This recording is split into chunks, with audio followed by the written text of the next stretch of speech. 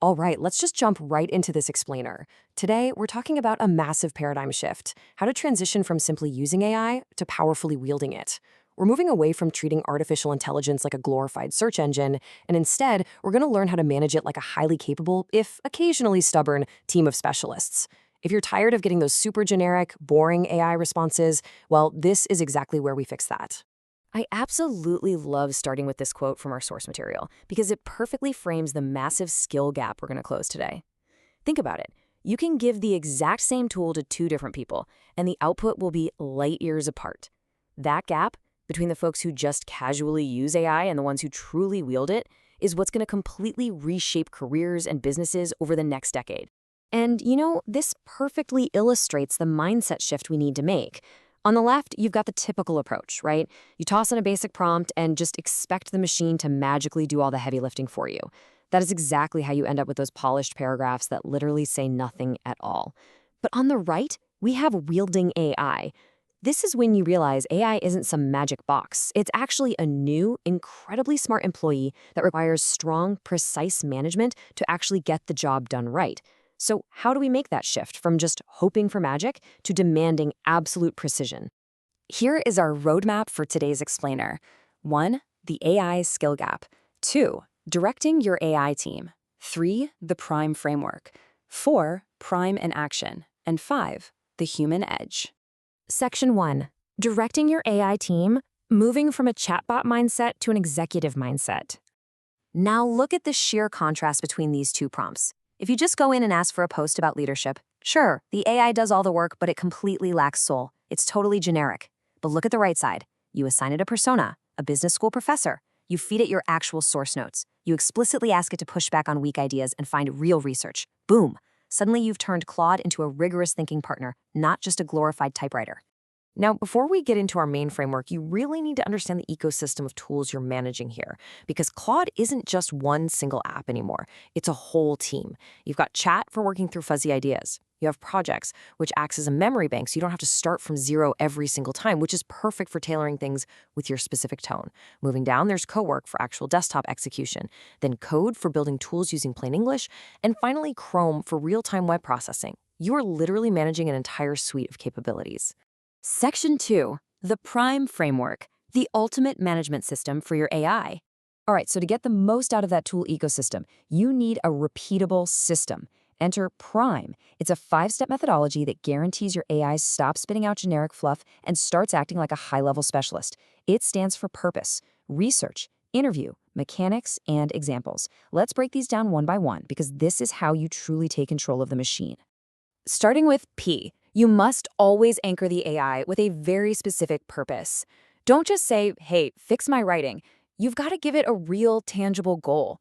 For example, ask it to turn a messy, rambling proposal into a sharp, organized 5-part client memo. You want to tell the AI exactly what the finish line looks like before it even takes its first step. For R, remember that AI needs raw material. This is research. Feed it your notes, your transcripts, your background constraints, or explicitly tell it to go fetch and verify web research. Giving it this concrete context is exactly how you stop the AI from hallucinating or, confidently making things up, which is what it tends to do when it doesn't have real data to work with. Now, this next step, this is the absolute hidden gem of the entire explainer.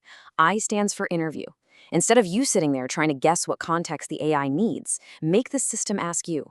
By simply telling the AI to interview me first before you respond, it'll generate a series of multiple-choice questions.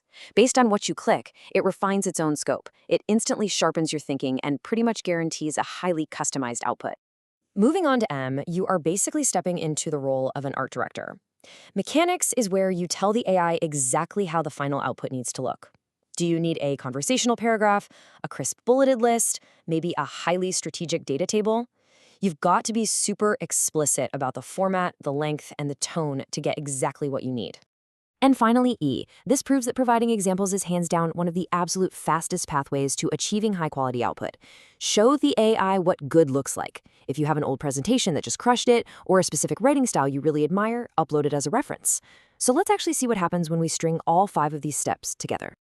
Section 3, Prime in Action, building a high-stakes presentation.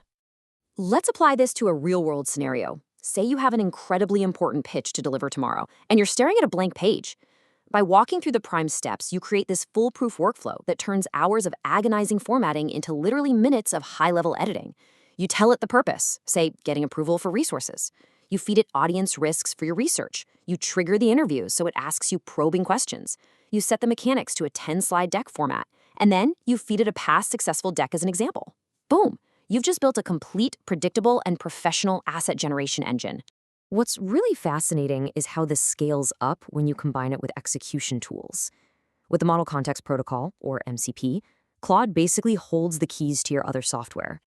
Our source gives this amazing example of a solo founder of a candle business who plugged Claude into a creative platform called Hicksfield.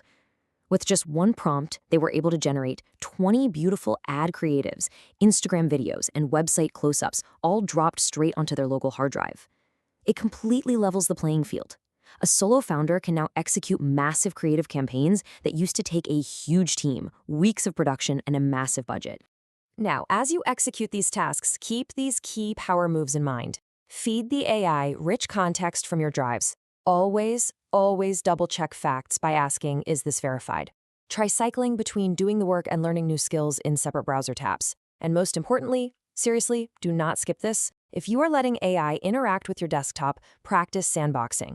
Move only the files you want the AI to see into a very specific subfolder.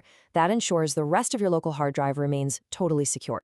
Section 4. The Human Edge. Why you are the ultimate variable. Because despite all this incredible workflow architecture we just talked about, the real edge isn't the technology at all. Just think about this number for a second. For just $20 a month, you can essentially hire an intelligence that is technically better than most MBAs and PhDs. It can code, it can design, it can write. The barrier to entry for raw intelligence has effectively dropped to zero. And because AI completely levels the playing field, all those old limitations and labels, they simply do not matter anymore. You don't have to hold yourself back by saying, oh, I'm not a designer, or I don't know corporate finance. You can literally learn and build simultaneously using these tools. The old gatekeepers are just gone. So if intelligence and skills are cheap now, what is actually left?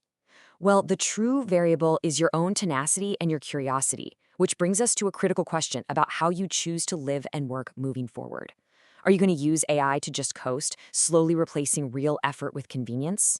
Or do you have the patience to push through the friction of the machine and build real, lasting capabilities?